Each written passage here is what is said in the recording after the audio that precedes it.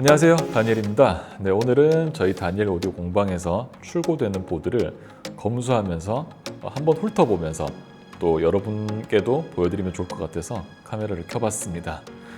먼저 이 보드는 가로 70에 세로 43cm 정도의 준중형 보드이고요. 역시 PVC 시스템이 들어가 있는 보드입니다. 먼저 기타 인풋에 MBFR 버퍼가 들어가 있죠. 요즘 뭐 세션 씬, 워십 씬 할 것 없이 굉장히 큰 사랑을 받고 있는 버퍼 페달입니다. 이건 아주 그냥 추천드릴 만한 좋은 페달이고요. 버퍼를 거쳤을 때 이 긴 케이블에서 오는 어떤 무뎌진 신호를 이렇게 살려주는 역할을 하기도 하고, 뒤에 오는 페달들의 어떤 그 상성도 되게 좋게 만들어주는 효과가 있는데, 기본적으로 이 버퍼가 가지고 있는 톤 자체가 굉장히 좋은 편입니다. 그리고 이 버퍼에서 나온 시그널이 여기 톰프레스로 가는데, 이 톰프레스는 또 되게 유니크한 톰프레스네요. 이게 요즘 게 아니고 되게 초기형 그런 톰프레스이고 되게 예쁘네요. 그리고 여기 PVC로 들어가서 나머지 유닛들을 전부 컨트롤하는 시스템인데, 이 슈퍼하돈도 역시 제가 그 앤디 워십 채널에 올렸던 그 보드 런다운에서도 보신 분들은 아시겠지만 굉장히 유용한 드라이브 앞 포지션에서 굉장히 유용한 부스트입니다. 물론 뭐 제 취향이긴 하지만 그게 빌드가 빌드 다운이 되면서 조금 이렇게 낮아졌을 때 그냥 이제 클린톤으로 완전히 돌아오면은 기타 사운드가 좀 되게 연약하게 느껴질 수 있거든요. 이제는 모던 워십 사운드 스테이지를 빌드하는 시스템상 클린톤은 좀 약할 수밖에 없게 들려요, 상대적으로. 근데 그런 클린톤을 좀 벌크업을 시켜서 치는 용도인데, 그 용도로 톤이 굉장히 좋고 이제 저음부터 고음까지 굉장히 좋게 잘 뽑아주는 유닛이고, 지금 한국에 정식 수입도 안 될 거, 옛날에는 됐었는데 지금은 아마 정식 수입하는 업체가 없는 것으로 알고 있습니다. 그리고 포그는 뭐 다들 아시는 옥타브 제너레이터 페달이고요. 아주 뭐 설명이 필요 없는 페달이죠. 그 다음 3번 시그널은 이 케이스 스터디라는 요즘 되게 인기 좋은 회사에서 나오는 라스트라이트 오버드라이브라는 페달인데, 디자인도 되게 깔끔하게 군더더기 없이 잘 만들고 사운드도 되게 준수하게 잘 뽑아주는, 그래서 요즘 되게 인기가 많고 웨이팅도 굉장히 길다고 해요. 이 라스트라이트는 저는 약간 로우 게인으로 썼을 때 마음에 들었던 톤을 내주는 페달이었고, 그 다음은 이제 케이스 스터디 같은 회사예요. 케이스 스터디의 아스펜 오버드라이브라는 페달인데, 이 아스펜은 이 워십 씬에서 굉장히 큰 사랑을 받은 페달인 이 킬트, 그러니까 이 킬트도 익스펜도라라는 페달의 어떤 그 JHS 스타일의 해석이거든요.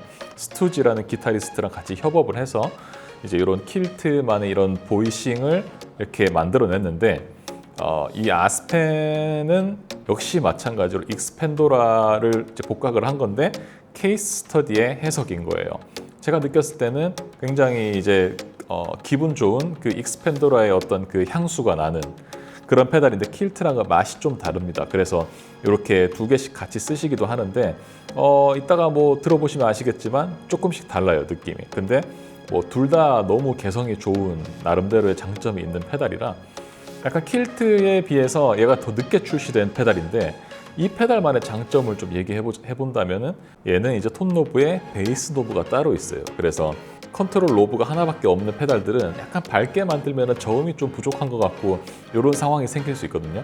근데 그럴 때 이제 그 톤을 밝게 하면서도 저음을 이렇게 보충해 줄 수 있는 그런 어떤 아이디어가 들어간 페달이라서 굉장히 좀 유용한 면이 있고, 대신 톤은 약간 이 아스펜의 그 만의 케이스 스터디 해석의 그 느낌이 또 있습니다.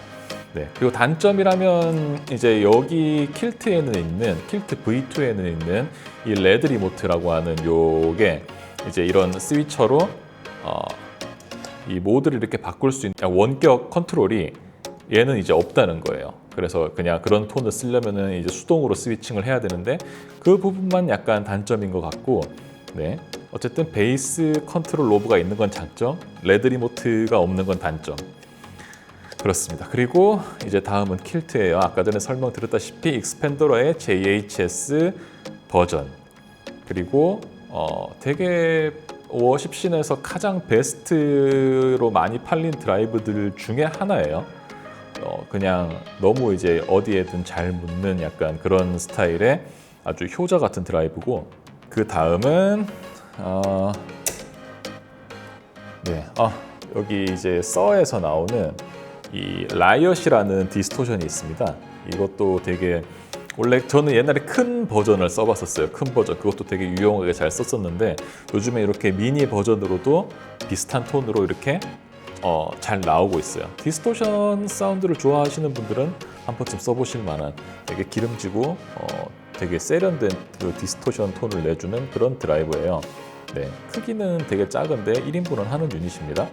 그리고 이제 라이엇까지 지나면은 그 다음은 이제 솔로 달라스에서 나오는 오비터 퍼즈입니다. 저는 이제 되게 퍼즈처럼 요즘은 쓰고 있는데, 드라이브부터 되게 파괴적인 약간 퍼즈 톤까지 이렇게 레인지가 되게 넓은 페달이라 굉장히 유용하게 쓰실 수 있고, 실제로 워십씬에서도 드라이브 톤보다 좀 파괴적인 백킹 트랙을 깔아야 될 때, 그럴 때 기타의 원래 원음을 많이 부셔야 될 때, 그래서 그런 트랙을 들어보면은 야, 이거는 드라이브로 이렇게 뭔가 만든 톤이 아닌데 약간 거의 앰프 심율도 없는 것 같은데 라는 수준으로 거의 파괴된 기타 사운드가 있거든요. 좀 거칠고 파괴적인 톤을 연출할 때 이런 퍼즈들이 되게 유용한데, 실제로 그렇게 트래킹된 것들을 이제 드라이브로 이렇게 재현을 하려면 힘들기 때문에 이런 퍼즈 유닛을 써서 그런 트랙을 이제 커버를 하는 건데, 이 오비터 퍼즈는 그런 퍼즈 포지션이면서 드라이브까지 감당할 수 있는 유닛이라 되게 유용한 유닛입니다. 만약에 보드가 이제 너무 작고 이제 그렇다고 하시면은 이제 정말 필수적인 유닛을 넣느라 퍼즈에 자리는 없겠지만, 보드를 좀 어느 정도 규모 있게 나는 약간 사운드 팔레트에 빨주노 초파남보를 다 갖고 있고 싶어 하시는 분들은 이제 넣으면 굉장히 좋은 유닛이죠. 만약에 보드가 이렇게 팔레트가 작으면 나는 뭐 딱 내가 원하는 빨간색이랑 파란색만 쓰겠다, 뭐 이렇게 하셔도 되는 거고, 근데 사이즈가 크면은 하나쯤 있는 거를 되게 추천드립니다. 자, 그 다음은 솔로 달라스에서 나온 스톰이라는 페달입니다. 뭐 이미 되게 유명한 페달이고 저도 이제 여러 영상에서 이제 많이 설명을 드렸었는데, 이 드라이브보다 앞에 있으면 이 기타 사운드를 되게 벌크업을 잘 시켜주고, 이 기타 사운드를 이제 브레이크업 시킨 사운드를 이제 그 다음에 만나는 드라이브, 그 다음에 만나는 부스트들이랑 굉장히 잘 섞이게 만들어주는 그런 성질을 가지고 있습니다. 실제로 되게 유명한 톤 팩터의 뭐 데이비드 이슬러 같은 경우에는 드라이브 포지션 뒤에서 쓰고 있고, 캐니언 리드 같은 경우에는 드라이브 포지션 앞에서 쓰고 있습니다. 물론 캐니언 리드 같은 경우에는 PBC를 쓰고 있기 때문에 뭐 드라이브 앞이든 뒤든 프리셋 여기서는 드라이브 앞에서, 여기서는 드라이브 뒤에서, 이런 식으로 페달 하나가 두 가지 역할을 다 할 수 있기 때문에 뭐 사실 포지션이 큰 의미는 없지만 어쨌든 그렇게 앞뒤로 다 이렇게 활용을 잘 하고 있다는 뜻입니다. 그리고 뒤에서도 이제 배치가 되면은 그 기타가 드라이브까지 만난 톤을 이제 앰프로 되게 이제 잘 섞이게 앰프 톤에 강하게 때려 이제 넣는 그 역할을 되게 잘 수행해주는 이제 유닛인데, 이런 버텍스 부스트가 되게 깔끔하게 이제 그냥 그 드라이브까지 만들어진 톤을 그냥 크기만 키워서 보내는 개념이라면은, 스톰 같은 경우에는 크기를 키우는 데다가 이 질감을 조금 더 브레이크업을 시켜서 앰프 인풋으로 때려 넣기 때문에 그거의 어떤 그 앰프 톤과 섞이는 느낌에서 차이가 있습니다. 그래서 이런 클린 계열 부스트랑 이런 어떤 약간 개인을 붙게 만드는 부스트랑 그 느낌을 달리해서 쓰시면은 정말 풍부하게 톤을 이제 쓰실 수가 있고요. 자, 그 다음 뭐 버텍스 부스트는 방금 설명드렸으니까 넘어갈게요. 네, 뭐 톤엑스입니다. 톤엑스는 지금 뭐 전 세계적으로 굉장히 큰 인기를 누리고 있는 페달입니다. 이런 식으로 이제 톤엑스 1 같은 경우에는 듀얼 모드라고 해서 이렇게 이제 모드를 전환하면 쓸 수 있는데, 모드를 전환하는 게 아니라 프리셋 두 개를 이제 왔다 갔다 하는 거예요. 지금 이거 같은 경우에는 지금 클린 프리셋이고, 브레이크업 프리셋은 조금 더 진하게 이렇게 불이 들어와서 식별할 수 있게 이렇게 지금 세팅을 해놨는데, 크기에서도 사운드에서도 지금 사실 보드 위에 올릴 수 있는 앰프 모델러 페달 중에 제일 좋은 페달 중에 하나입니다. 사실은 뭐 저는 이게 제일 좋다고 생각을 하고 있어요.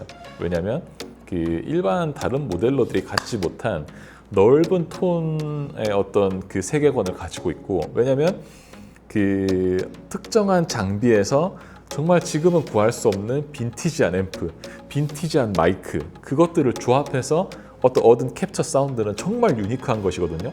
근데 일반적인 이제 모델러들은 상징적인 특정한 앰프의 그 소리 하나만을 이렇게 모델링을 해놓은 거란 말이에요.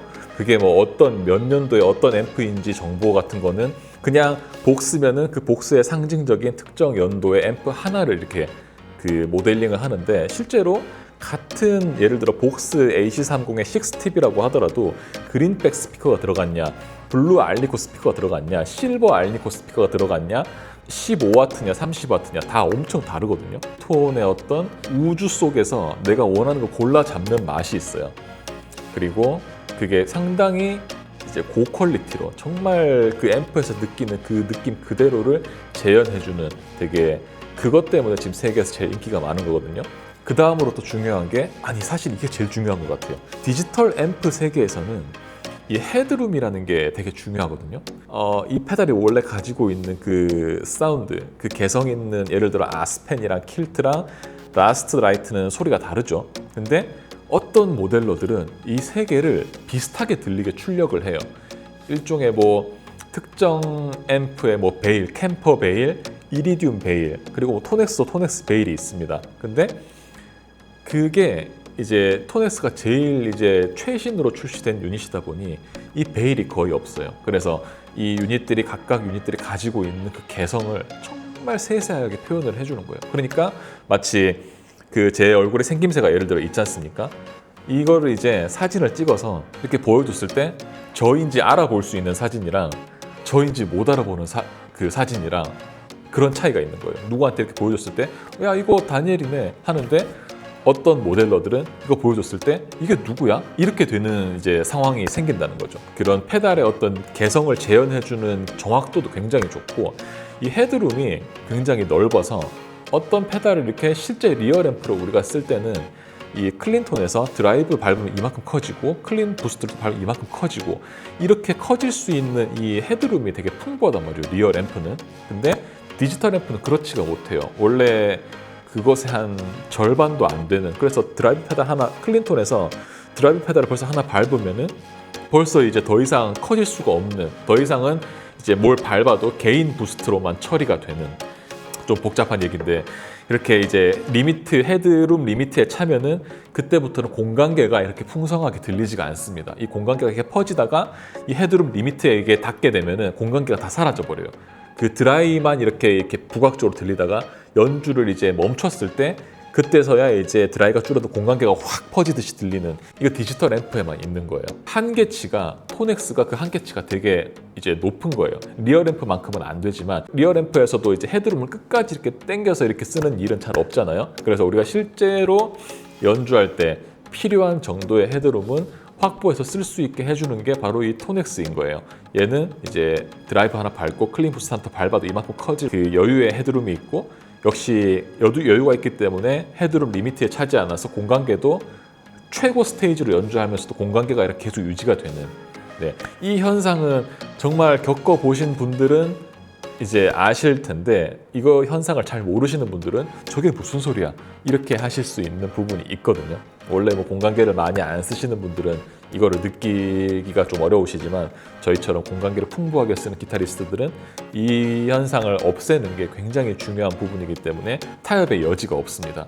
그래서 어쨌든 여러 가지로 이 토넥스를 정말 추천드리고, 이 작은 것도 그렇게 훌륭한데 큰 버전의 토넥스는 그 헤드룸이 더 커서, 또 LCD도 있고 나름대로 그 식별할 수 있는 어떤 그런 게 잘 돼 있고, 또 미디도 이렇게 좀 원활하게 잘 되기 때문에 큰 버전은 이제 더 이렇게 좋지만 크기가 너무 크죠. 그래서 보드가 좀 많이 커진다는 단점이 있기 때문에 이제 적당한 사이즈에서 꾸리실 분들에게는 이 토넥스의 어떤 지금 대적할 수 있는 유닛이 없다고 보시면 됩니다. 그리고 이제 뭐 3대장 같은 경우에는 뭐 설명을 드릴 게 딱히 없죠. 자, 이 PBC에서 거친 시그널이 이제 3대장으로 가고, 3대장에서 온 시그널이 여기 토넥스로 들어가서, 토넥스 타면은 A3 스톤박스의 DM이라고 하는 라인 아이솔레이터로 들어가게 됩니다. 이제 가격이 되게, 그 라인 아이솔레이터들이 되게 비싸거든요. 근데 가격이 되게 저렴하고, 또 이제 필요한 기능들, 예를 들어 위상 반전은 이런 듀얼 앰프를 쓸 때 양쪽 앰프의 위상이 다르기 때문에 꼭 필요한 옵션입니다. 이 위상 반전 옵션이 없으면 사면 안 되는 약간 아이솔레이터냐. 근데 내가 듀얼 앰프를 안 쓴다 그러면 사실 상관은 없지만 언젠가 듀얼 앰프를 쓰고 싶은 어떤 가능성을 남겨두고 싶다 하시면 무조건 위상 반전이 있는 옵션으로 사셔야 되는데, 이제 이 DM 같은 경우에는 위상 반전 옵션도 들어있고 뭐 그라운드 리프트라든지 서밍 기능도 들어있는데, 예, 어쨌든 그 저렴한 가격에 또 좋은 옵션들이 있는 아이솔레이터예요. 그래서 소리를 한번 들어보면은